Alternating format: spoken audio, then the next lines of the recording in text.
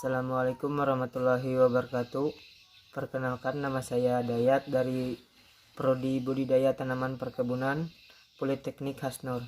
Dalam video kali ini saya ingin menjelaskan tentang reciprocal recurrent selection.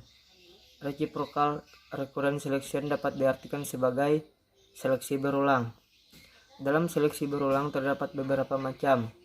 Yang pertama, seleksi berulang penutip. Yang kedua, seleksi berulang untuk daya gabung umum. Yang ketiga, seleksi berulang untuk daya gabung khusus. Yang keempat, seleksi berulang resiprok. Yang pertama, seleksi berulang penutip. Seleksi didasarkan pada penutip individu tanaman, tidak menggunakan uji keturunan. Pada setiap daur, seleksi bertujuan mengidentifikasi tanaman unggul secara individu agar terjadi kawin acak antara tanaman terseleksi. Metode ini bermanfaat untuk sifat dengan heritabilitas tinggi seperti kadar minyak dan protein. Yang kedua, seleksi berulang untuk daya gabung umum. Seleksi ini dimaksudkan untuk menilai daya gabung umum tanaman yang dipilih dari populasi dasar. Diharapkan dapat meningkatkan program seleksi untuk sifat yang heritabilitasnya rendah. Prosedur dasar sama dengan seleksi berulang biasa, namun dengan adanya uji keturunan pekerjaan seleksi lebih rumit dan membutuhkan fasilitas dan waktu yang lebih banyak.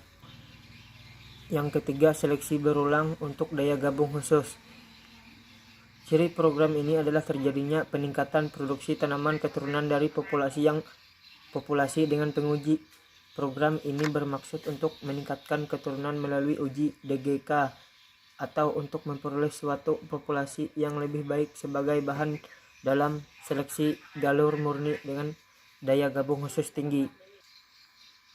Yang keempat, seleksi berulang resiprok seleksi.